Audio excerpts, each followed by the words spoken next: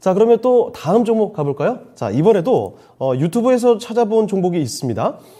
장인천 110님께서 보내주신 종목이죠. 최근에 자주 거론됐던 종목 중에 하나인데 범양건영 살펴보겠습니다.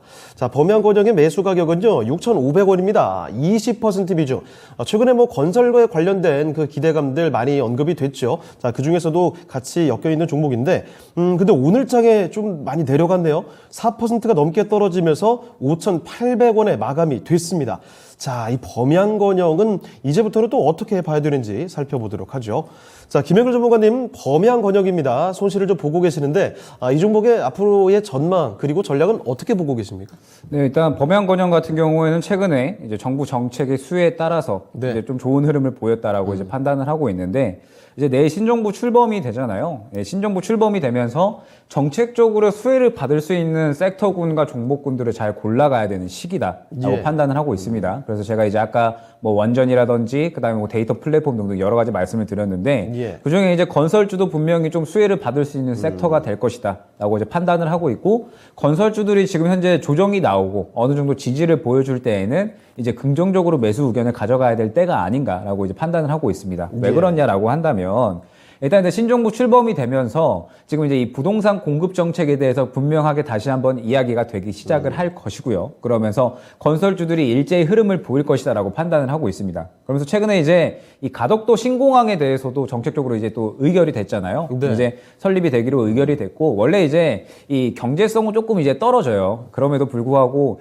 지금 이제 이 세금을 좀 많이 쓰는 것이 아니냐, 이런 갑론을박이 되게 이제 좀 많았었던 게 이 가덕도 신공항이었는데, 어찌됐든 이 국토를 다시 한번 재편성한다라는 의미로 이제 최종적으로 이제 의결이 됐고, 이제 2035년에 완공이 될 예정인데, 먼저 이제 범양건영 같은 경우에는 비행장을 건설을 한 이력이 있습니다. 때문에 가덕도 신공항이 부산에 들어서게 되면 당연히 이제 범양건영이 부산을 소재로 이제 움직이고 있는 기업이에요. 때문에 이제 수혜를 받을 수밖에 없다라고 이제 판단을 하고 있고, 그러면서 윤석열 당선인이 이제 내일부터 이제 대통령이죠. 그렇죠. 이제 이 민간 공급 위주의 이런 부동산 정책을 이제 내놨기 때문에 당연히 이제 중소형 건설사 위주로 이제 좀 수혜를 받는다라고 한다면, 범양건영은 그 중에 가장 큰 축이 될 수가 있을 것이다라고 이제 판단을 하고 있고요.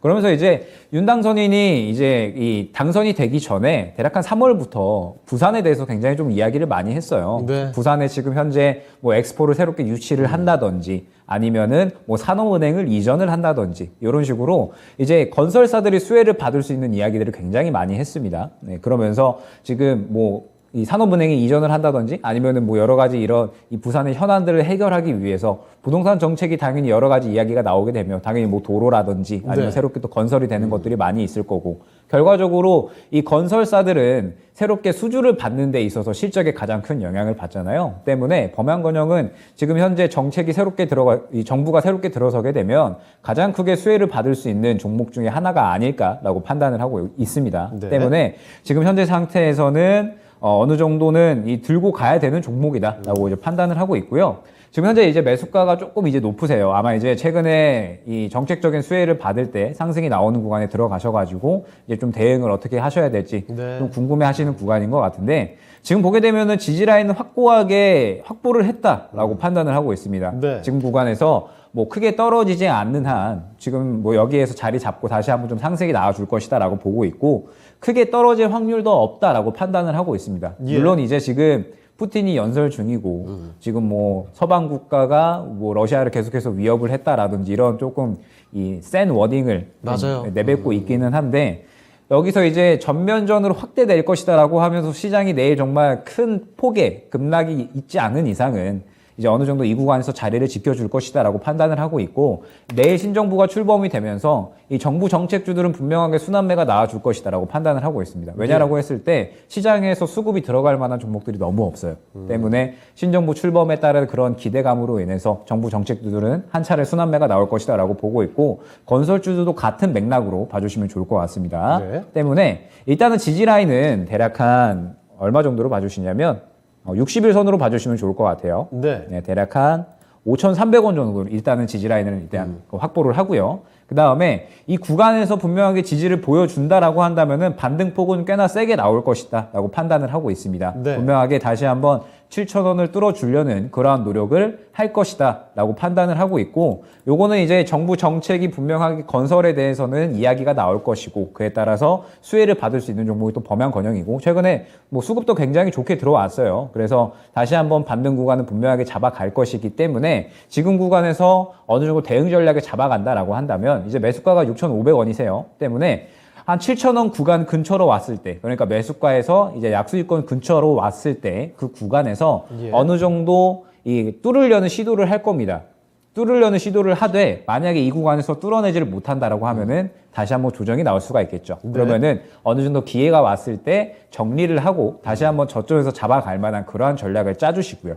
그 다음에 혹시나 7,000원 구간을 돌파를 하면서 강하게 상승이 나와준다라고 하면은 8,000원 근처 구간까지도 수익권을 확대해서 노려볼 수가 있습니다. 때문에 일단은 지금 현재 상황에서는 푸틴의 발언이 어떻게 나오는지, 그리고 시장이 내일 어떻게 받아들이면서 지금 이러한 정책주들도 어떻게 움직이는지 좀 흐름을 보실 필요가 있고요. 예. 지지 라인을 깨지만 않는다라고 한다면 다시 한번 반등 흐름은 분명하게 잡아줄 것이다라고 판단을 하고 있고, 매수가 이상의 기회는 와줄 것이다라고 보고 있습니다. 때문에 이제 7,000원 정도 구간을 강하게 돌파하지 못한다라고 하면은 네. 그때는 어느 정도 정리를 해서 다시 한번 기회를 노리는 쪽으로 그렇게 전략을 잡아가 주시면 좋을 것 같습니다. 네.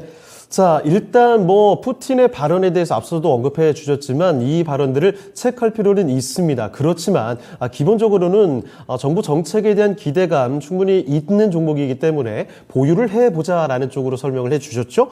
자, 이 종목은 일단 7,000원 부근까지의 상승이 좀 나올 것 같습니다. 지지만 조금 해준다면. 그러면 그때 7,000원을 강하게 뚫어주느냐, 그렇지 못하느냐에 따라서 대응을 잘 해주셔야 될 것 같아요. 뚫어내지 못할 것 같으면 그 부근에서 한번 좀 빠져나오는 쪽으로 생각해 보시고, 강하게 돌파가 나오게 된다면 8,000원 부근까지의 시도도 가능한 종목이다라는 점 같이 체크를 해보시면 좋겠습니다. 자, 이렇게 범양건영 살펴드렸습니다. 장인천 110님께 많은 도움이 되셨길 바랍니다.